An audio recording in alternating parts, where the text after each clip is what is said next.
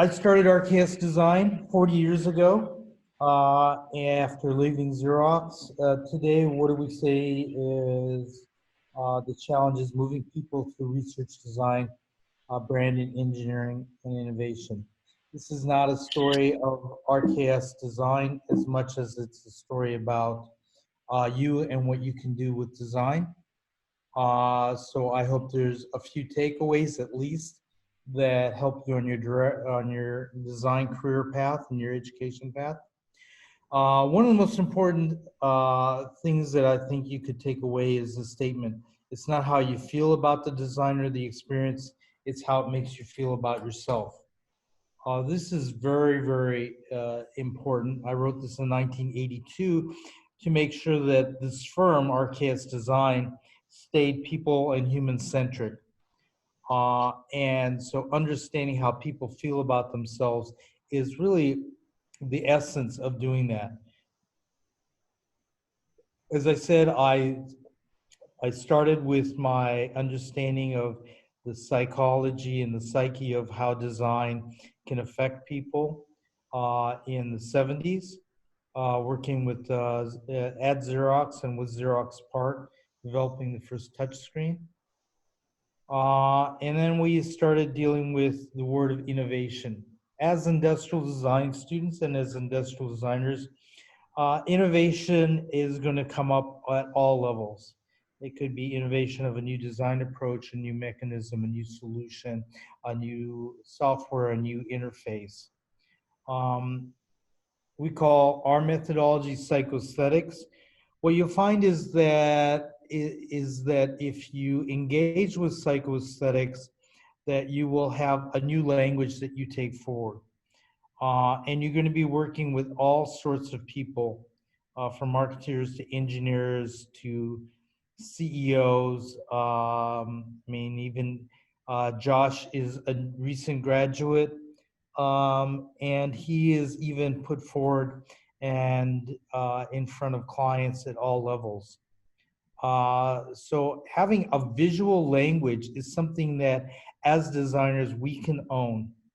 And we can own probably better than anyone else could as industrial designers. There's four things that you should always remember that you have to do. And I know it's hard enough to just do a beautiful design. As you do that, you also in business need to think about doing things that are positive for a company, things that are relevant to the market, things that build brand equity, and things that connect emotionally with people.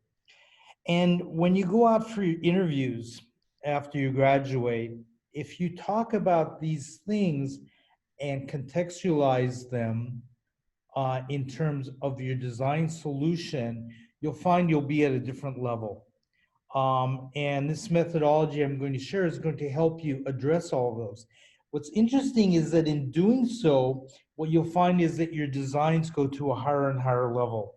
So you could look at these as challenges, and they are challenges, but what you're going to see is the methodology will allow you not only to address these challenges and these touch points, but the methodology will allow you to be an even better designer than you ever could have been without them. Talk about Einstein. You know, he used both sides of his brain. We do too. We have great creativity. As industrial designers in my firm, we love and do this for business. We also do it for social cause.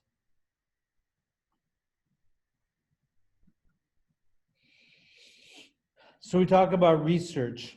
Now, we do a ton of research from all over the world. So we're well over 3,000 interviews, hundreds and hundreds of expeditions, and pretty much have been everywhere in the world. And the reason this is important to point out to you is that unlike when I graduated, we were designing for ourselves or we were designing for the United States. Today, you're going to be challenged to design for people all over the world. You may be doing a social cause for one of the emerging economies, or you might be doing what we've done, developing televisions focused on Northern Africa's needs. You are going to be designing for someone other than yourself. It could be a child. You might be designing for a 3-year-old or a 5-year-old, or you may not be a parent and you may be designing for a parent or a grandparent or a great grandparent.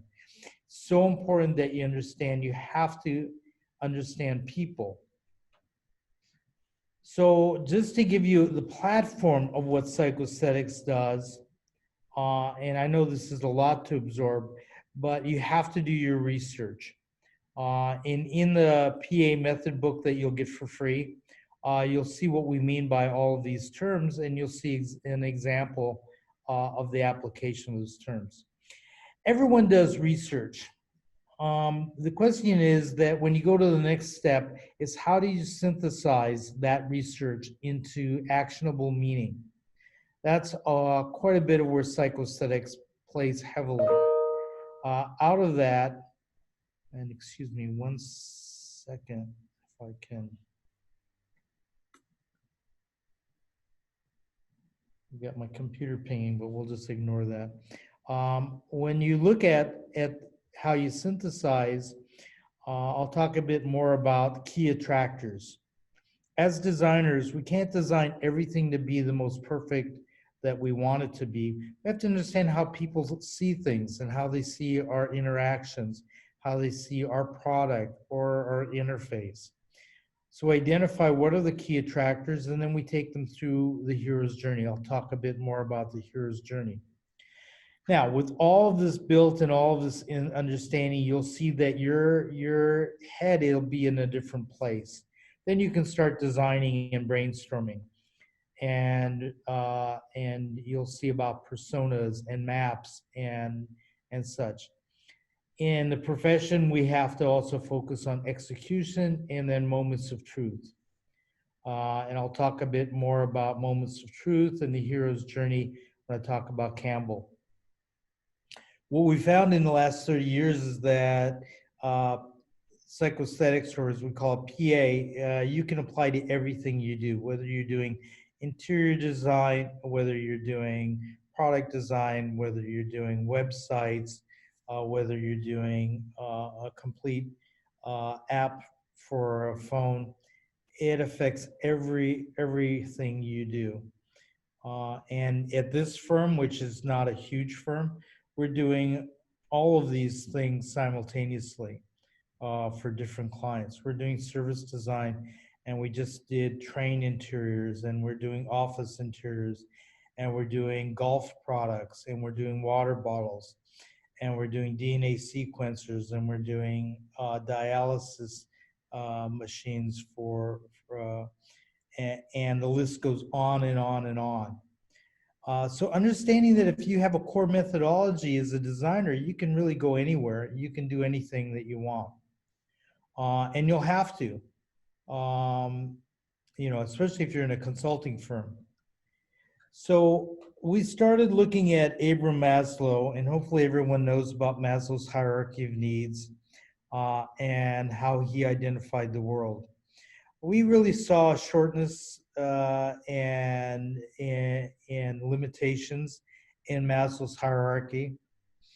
And so what we looked at was building a new form of map. Now, what's interesting is that in business schools, they map features and costs. They match all kinds of things. We wanted to map the way people see the world. And we've tested this thousands of times, and it works every time. And we map interactivity against self-actualization. And I'll explain a little bit more about what I mean by that with some examples. But low interactivity and low self-actualization could be in the basic quadrants. So you see it kind of forms these quadrants: basic, versatile, artistic, and enriched. If we look at just examples to help identify what those are, in the extreme, a paperclip, and you'll do this for everything. A paperclip's a good example. You pick it up, you use it, it's kind of mindless, you don't think about it, it does its job with a minimum of effort. and you don't think about it twice or think about it again. If you add high levels of interactivity and still you're saying that I'm not going to be self-actualized by this, a skip loader we think is a good example. Eyes, ears, hands, feet. It's safety. It's also just a tool. You don't dream about it when you go home at night. You don't miss it when you're watching TV any more than you would miss or think about the paperclip. On the other hand, we say, what happens if you don't have much interactivity, but you have something that is very, very self-actualizing? And the Mona Lisa is a good example. You've got a process to get to France, to get to Paris, to get in line to get a ticket to get into the museum. I had to wait in line to get into the museum and go past probably 100 incredible works of art before you get to the Mona Lisa. And you see it, and it's 11 by 14 inches behind glass. You're behind a rope, there's a guard, you're 10 feet back, and there's people behind you waiting to see it. And you gaze at it, and it changes you. I may have seen it for all of half a minute, 30 seconds. And I remember it like it was yesterday. And it was decades ago. That's the artistic quadrant. In the rich quadrant, we say, okay, if you have a sports car, that would be a good example. Eyes, ears, hands, feet, the smell of the leather, the feel of the car, the feel of the acceleration, the polish of the finish, the color, everything about it is immersive and self-actualizing. So if we look a little bit more and we say, okay, how do we relate that to other things? If we say that we have a phone that we can get for free in the United States, that's great, but not many of us take it. It's full featured. It's a smartphone. It does everything. But instead, many of us will buy the latest Samsung, LG, Nokia, or Apple. The Apple 12 came out. I don't even know what the price of the Apple 12 is, but one is for free. But we feel that it's basic functionality and it's low interactivity. But on the other hand, we feel that the iPhone, I'm an Apple user going way back, the iPhone is enriched. It's highly interactive and it's highly self-actualizing, and I can prove it because I can't leave the house without it. I can forget my wallet, but by the time I sit in my car, I'll realize that I don't have my phone. It becomes that much part of me. You have to understand also that the map is all about people. So if you remember, we talked about people in the beginning, and now the map is showing us products. And as we look at products, we also don't want to forget that people do have technology overload, and they are now moving towards products that have low interactivity, voice actuation, right? If I want to find out the weather, do I need to log on? Can I just ask the device? That's part of the technology overload that we've all encountered. That's also part of just the simplification and the advancement. Now, if we look at how things change, right? So we talked about people, and this is a person my wife and I met in Africa. We went to Africa to build bicycles for World Bicycle Relief. And this isn't the bicycle that we built for him. The bicycles we built go to families that can carry essentially 4 people on them and are high utility bicycles that last decades. But this person uses their bicycle to deliver coal and hay, has a job. We went to their house. This person's house is a mud hut, big thick walls, a straw roof, kind of a corrugated metal door that's kind of hanging with rope and chains. And there's no electricity, there's no water, there's no gas, there's no facilities. Cooking is outside, everything is very fundamental. The basic phone that we forego is all the way extreme upper right for that person. Now they're on WhatsApp, Now they have a radio, they have the weather, they have their bank account, they have an address. Um, they're in communication with friends and family. They're connected. They might even be able to watch a movie on this or a TV show. Their whole world changes. The fact that he rides his bicycle an hour to go charge it every few days is fine. But designing the iPhone 12 for him that would be too expensive and over the top would be irrelevant. So it's all about design relevance, is what I'm saying. And understanding people is critical. The other thing that is critical is to understand how people see themselves.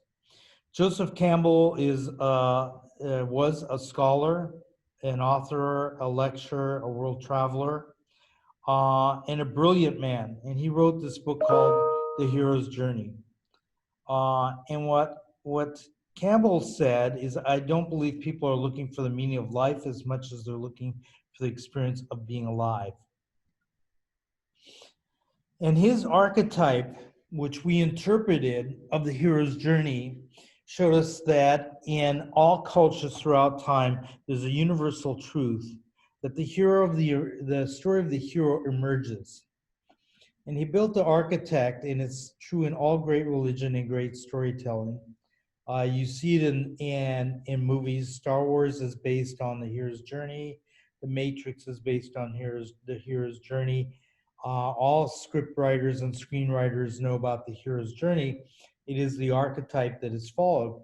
As designers, what we saw is that, wait a minute, we need to put people on a journey as well. And it's our job not to just write great stories, but to actually put people on a journey and make them feel positive about themselves. So what we do is we use the hero's journey as a narrative. So you hear a lot about storytelling and it's all about the story. I say it's all about the narrative. And the narrative is that design is a tool and we use it to attract people, right? Once we attract them, we have to engage them. That means that the door handle is so beautiful that it attracts us to touch it. It should feel great. It should work like it should work. It should say to me visually that this is a pull, not a push.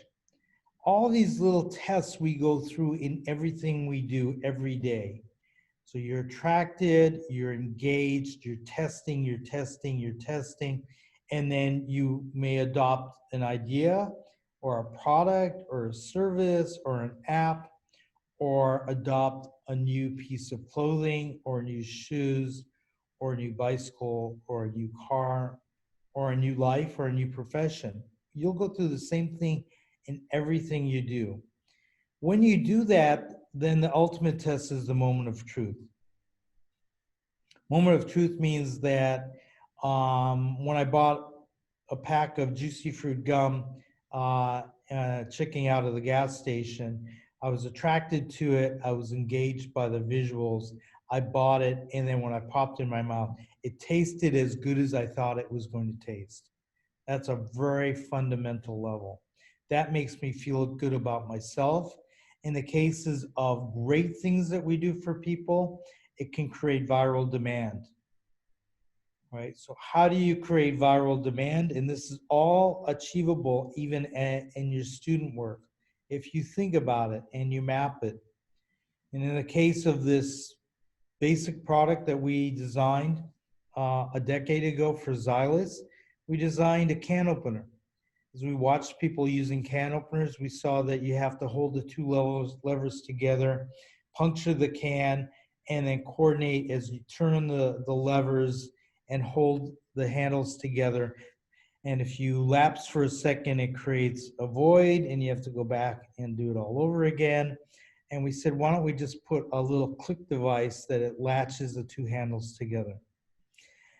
And put a nice knob, design it ergonomically, make it friendly and beautiful, but add this feature, and that feature allows you that it becomes sort of mindless. So we took something and we moved it vertically for self-actualization, and we actually simplified the interaction, right? And the net out is when we talk about viral demand and the hero's journey. Here you have almost, and this was taken a few weeks ago, almost 14,000 reviews on a $15 can opener. That's amazing that people could feel that good about a can opener. So when you look at what you do, you could take just a mundane, everyday object and you could transform it into something that's meaningful. As designers, we have this ability to do this type of approach on everything we do. So this is just one example. I'll show a few others, a real life example of what we did for this company. So, when you're out in the world, you may work on small products, you may work on handheld products, you may work on big technology. This company came to us called Life Technologies, and Life Technologies said, hey, we have products that all come from different companies that we acquired. And no one can see us as a company. They see us as we're distributors of these different brands. And we'd like to have a universal design language that's relevant and that connects with the market. Those 4 things that I talked about. So they handed us this and other products, and they said, okay, now RKS, you go to work. So what we did is we started interviewing and personifying people. And personas are so important. We have multiple conference rooms here. In the other conference room, it is filled with personas, huge posters, and we immerse ourselves. We interview chief medical officers, chief scientists, and technicians. Now, they're all involved in DNA sequencing. And we thought that they would all be in the versatile quadrant, but in fact, people think differently today. So as we interviewed them, we saw that they were in much more advanced places and much more connected to design than we ever thought. But as we interviewed them, we found out that what they saw was that DNA sequencing is going to affect the whole world, and it's a contribution to humanity, that everyone will live a longer and healthier life because of DNA sequencing. And that makes the model, the map, predictive. That means that there's a place that people want to go that creates what we call an opportunity zone. And as you build your maps and you interview or you use yourself or you use your roommate or your best friends or your family, what you'll start to see is that what am I going to do for them next and take them to a new place? And it's important we take people to a new place to motivate them to accept something new in their life. Otherwise, they might reject it, right? We all take action because we want to become something new. We want to improve ourselves. That's kind of the human condition. That opportunity zone in this case said that they were looking for a trophy, not just technology. They were looking for a trophy that was symbolic of the future of medical science and something that they could be so proud of that every time they look at it, it reminds them of their contribution to humanity. We also look at all the competitive brands, and we look at their website and their branding and their product marks and their brochures and pretty much everything about them. And we map them, and we do this as a team. And you have to remember, these aren't precise maps. These are, think of them as compasses, not a road map. But think of it as a compass that this is going to take you in a direction. And what we saw was Illumina, who is one of the great companies in this business and a key competitor to theirs, is in the opportunity zone. Their branding was relevant. It was right in the mark. And AB, part of Life Technologies, is our client in the versatile quadrant, where we didn't want to be. So we said, okay, we need to be in that opportunity zone. And since we're doing all the products, we can't badge it with AB, Applied Biosystems, part of Life Technologies. That's not going to work, and that's not going to compete with Illumina, and that's not going to resonate in that opportunity zone. So we transformed it into something very simple. And as industrial designers, you can do amazing things. This is a very low cost badge. It's a piece of clear plastic, life silk screened on the back of it. That's vacuum laminated to another piece of plastics that has technologies, silk screened on it, white silk screened on the back of that, and then the adhesive. And life, the word actually floats in air and creates a drop shadow which catches your eye. Back to the attract, right? But it was a low cost way to advance them. If we look at the competitive landscape, it's very interesting as well that Illumina is in the artistic zone. Now, mind you, this is $500,000 worth of technology. And while they're looking for the trophy, it also has to be the most state of the art, the most versatile, the most reliable, the most high speed. And Illumina didn't necessarily convey that. It's a great design. It's an award-winning design. It's truly beautiful. But it's artistic, and that's not where their heads were at and where their aspirations and needs were. Lower right is our client's product, and that is something that for some reason looks like it's from the 1990s. It looks like a product they repurposed to DNA sequencing. It looks out of date, doesn't look like $500,000 in technology or the most versatile, relevant, state-of-the-art, any of the things that we needed. So we needed to say, how do we get this into the opportunity zone? And we transform that product into this product. And you see with the badging there. And so here's the before. And this is very, very important as industrial designers, that you can show a before and after. So the one on the right is exactly the same product as the one on the left. The home screen is different, yes. But one looks like it's something repurposed from the 1990s at best, and the one on the right looks relevant to the laboratory, state of the art, and has stayed very current. I mean, this project is a few years old now. Here's the first product we did for them, which came out, which does a sequence for $1,000 in 2 hours. Very revolutionary. The White House, the media, everyone was buzzing about the future of medical science based on DNA. That's part of a global design language. You see them all together. And from the business point of view, our contribution was one of many, but only 4 months after they launched that first design, which was revolutionary, they went from $5 billion to over $15 billion in value. So I'm going to just show some other examples of products. And one thing you'll see as I run through all of this is the diversity of work.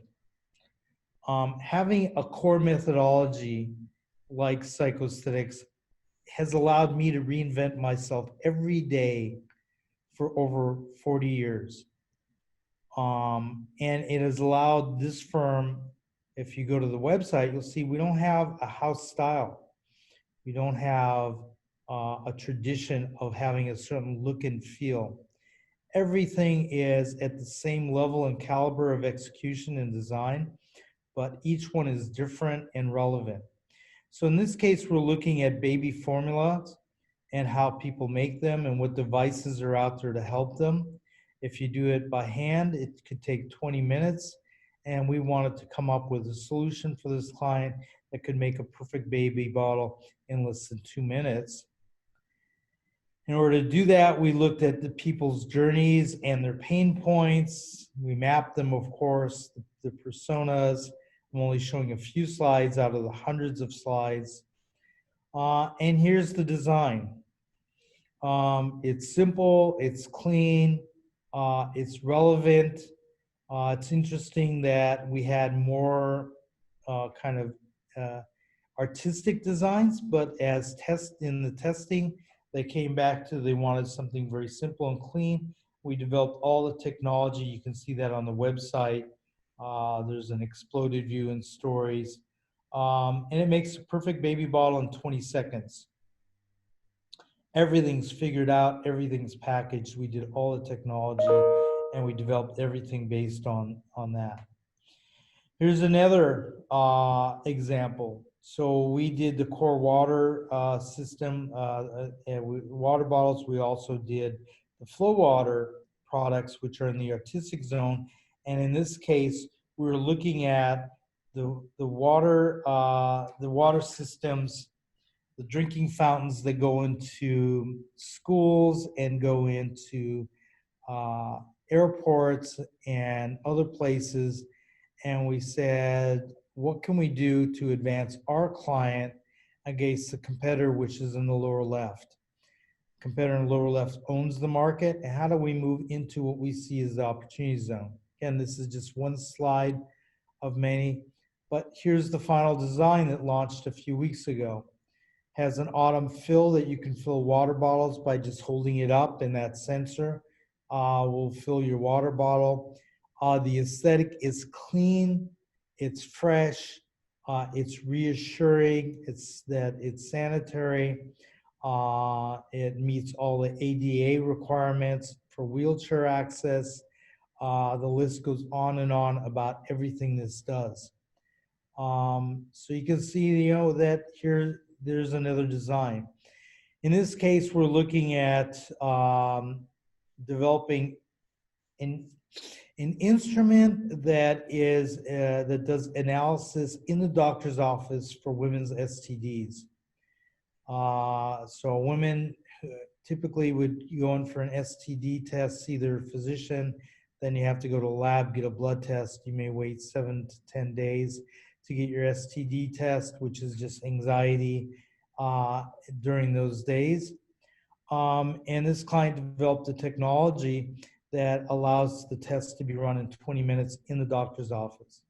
So we looked at the different devices, we built the personas, we did all the in-depth, and here's the final design compared to the others. Again, how do you create something fresh, new, relevant, and that resonates at all levels?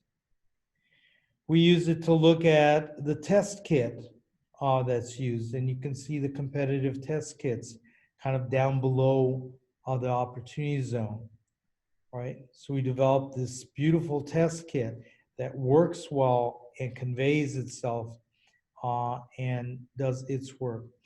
We looked at the branding and we created the name for the company, Talus. It was originally Slip Chip, which had no meaning at all. We created Talus, which created meaning. We created the branding and the brand mark. And we use the same methodology to completely do all of the user interface for the patients. Because this is done in office. It could be the person at the front office who does all the data entering. Here's where we looked at more medical product. This is where we're looking at ventilators that are used if you're injured and you can't breathe. Looking at the personas and what the opportunity zone is, the competitors. And this is the very successful ventilator that we designed, which is used in emergency situations and has all sorts of criteria and meaning for everyone from first responders to surgeons to the ER room. This will follow the patient right along. Incredible success story. This is where we looked at medical devices. Again, these are syringes that we're looking at that aesthetic physicians use, cosmetic surgeons, cosmetic physicians use fillers where people have scars and such, and they actually inject it with a filler material.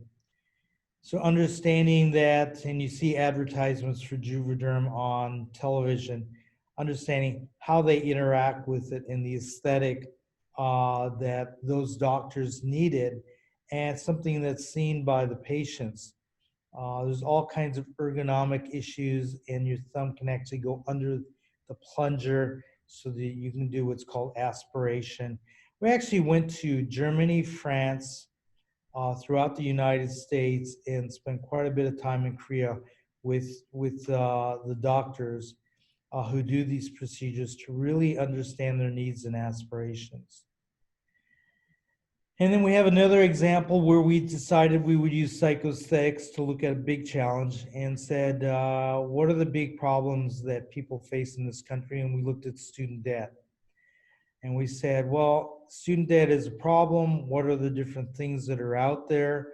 We mapped them, we mapped personas, we interviewed people, and we created what we thought was a good idea, that create a crowdfunding site where people could gift you, and that money would go against your student loan. So if you have student loans, you could go to loan gifting even now, and you could sign up and download your contacts and kind of say, hey, family, hey, friends, my birthday's coming up, the holiday's coming up. What I really like this year are loan gifts, and they don't go to me, they go directly to my student debt. And we developed this comprehensive software. It's a fintech company that we built and is launched and has been running very successfully. It allows you to connect with your loans. You actually get a dashboard of all your loans, and you can create your profile, and then it helps you to actually get money from others to pay down your student debt, which, as we all know, could be with us for a long, long, long time, especially if you default. So with that, I'm just going to show a bunch of eye candy of things that we've used psychosthetics for. One of our early projects that we developed was Teddy Ruxpin, which is one of the most successful toys in history. And that's been in the market for over 35 years.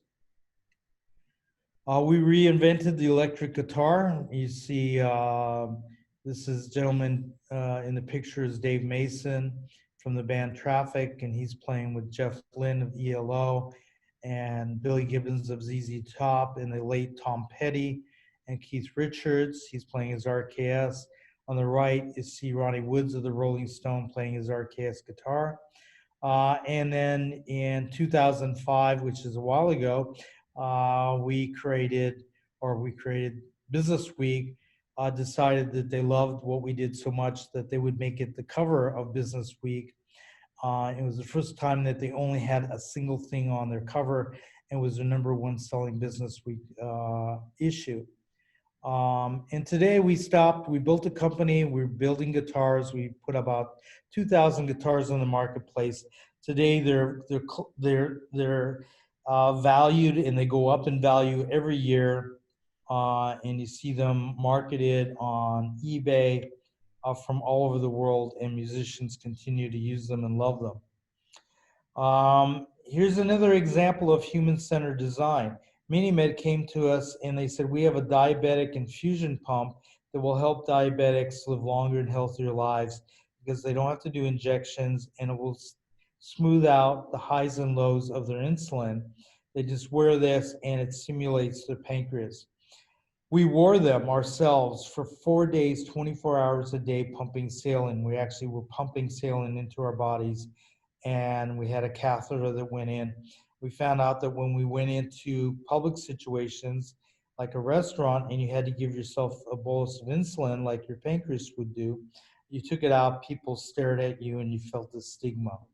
And this overtly medical device just was something people didn't want, and their sales were falling. They already had gone from $60 million in revenue to 30 million, and were dropping like a rock. We redesigned it to look like a pager at the time. We just made it kind of fresh, cool, relevant. We did it translucent well before Apple did translucents, but Swatch had been playing with translucents. And we stopped making it look like a medical device. And when we did, they went from $30 million in sales to $270 million in sales 3 years later, and then acquired for $3.7 billion. The only change was the industrial design, and the only change was the insight about how people deal with stigma and their well-being, that how they would forego their own health and well-being instead of face the stigma of the public eye. Other fun things we created is this new barbecue, which folds up like a briefcase. And that's called the Elevate Grill. That's available on Amazon. The core water bottles, which are now really have become living classics. This water bottle you see here has been out for over 10 years, still looks fresh, relevant. Other products we've done for them. All of this is all based on psychosthetics and a methodology, water filtration systems. For Xylus, we've done tons of products from the salad spinners to all kinds of products. We've done food storage systems using these, urban wall growth systems. Unilever, who is, I think, the largest supplier of detergent in the world, asked us to use psychosthetics to help 1 billion people over 5 years use less water and to innovate solutions for their global sustainability initiative. Can you imagine being asked to do something for 1 billion people that you have to create solutions that will help them? Laundry is the second largest consumer of water next to agriculture. It's not washing your hands or taking a shower, it's laundry. Studying people, we study people in Africa, in India, in Holland, in the UK, and throughout the United States. How do people do this? And find out a lot of the world, people do bucket washes. And we created a bucket wash that uses a little pill that you add in, and it coagulates the detergent and the dirt into a little layer that you can throw into your garden and it'll help the soil. We also created a wellness system that you could put this additive into your laundry and it would leave things on your clothes that could go into your skin. Anti-germs, anti-vitamins, anti-malaria additives. And we created the branding and the packaging and everything based on that, all using psychosthetics. This is a great lesson in humanity. A client came to us, wanted to do smartphones for the blind. We had this technology of this interactive braille display, and they wanted phones that could read and do everything for you.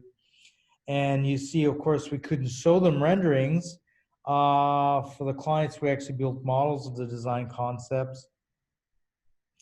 And you see them putting up to their ears and you see them playing with them. The founder of the company on the right puts his up to the one that he liked up to his ear. He lifts his head and he reaches out to all of us in the room and says, "How do I look?" Tells you everything about what you're doing as an industrial designer. But the fact that you don't have a functioning optic nerve, which is the largest source of data to your brain, you're still fully cognizant and aware that how you look affects how you're perceived to other people and the importance of belonging and relevance. Other great products, and there's hundreds and hundreds I'm not showing, new earbuds that go into their own charging case, developing things for people with osteoporosis, which are generally in their 70s, 80s, even 90s. They need to do auto injectors, right? Also looking at migrainers using auto injectors. You see the designer on the left. She's trying to become the user. So what is it like to give myself an auto injection if I have diminished eyesight, diminished tactile sense, and dexterity, and diminished hearing? On the upper right, you see some of the play forms of how we're dealing with things. And then you see some of the testing, all right? Developing design models. And lower right, all of those were physical models. How do you test those, right? Get them into people's hands. Test, test, test. Developing even things like a back brace that looks like sports equipment. Developing very, very successful home kit for whitening. Working with this company we started, they were 3 people. And we've been working with this client for over almost 30 years. They sold this company, starting with 3 people, they sold it for several $100 million. Working with an optometrist to develop a new way to use your phone if you're like me and you need reading glasses, and most of the population needs reading glasses, is creating this magnifying glass that goes in the bottom of your cell phone case. And very elegantly, I kind of call it, it's kind of James Bond-like. It's kind of it flips out and flips around, and now you magnify. So you don't need your glasses, which a lot of people forget, and you can see and read and navigate. And then we do pro bono work for all kinds of situations, Child Safety Network, rebranding them, creating their whole tagline, educate, connect, protect. Everything from their website to their brand mark. Working with Beat the Streets, which helps kids learn wrestling and prepares them for college through the discipline of wrestling. Even gaming products. This is the latest in bar top gaming for casinos. Gaming products for consumers. This is all sold in the Apple Store. Game Device clips onto your tablet or your iPhone or your Samsung phone, turns it into a full controller. And then we're going to get to Q&A, but the Predictable Magic is a business book, which is available on Amazon. It's now gone out of publication. It's fairly expensive, but it's available online as a download. That's my business book. There is a Harvard exercise, which you can do in the classroom with your professors in designing a travel mug, which will walk you through the exercise of psychoaesthetics. We built that with Harvard because we had done a case study with Harvard on RKS guitars. That was so popular and people were so interested in psychoaesthetics that they asked us to do more to teach business students. And then the PA book, which is a free download on Amazon or on the RKS website, will walk you through step by step the design thinking methodology in much more detail and much more expansively than what I've shown you here. It really will go through all the techniques of design thinking that can be applied under psychoaesthetics and really help you with the case by case. We take core water and show you how we did everything. And that's a free download, and it's used at different design schools, which I won't mention by name, but some of the competitive design schools, they're using this as part of their core curriculum. They use it in business schools, and you find that more and more of the business community is interested in understanding design, and this shows them how to do it. So MBA students are latching on to this very quickly. And with that, if you're on LinkedIn, you can connect to me through LinkedIn. RKS is on social media, so you can get us on Facebook or Twitter. And that's my email. I do get an overload of emails. I may not be able to respond to you, but that's kind of the story. So.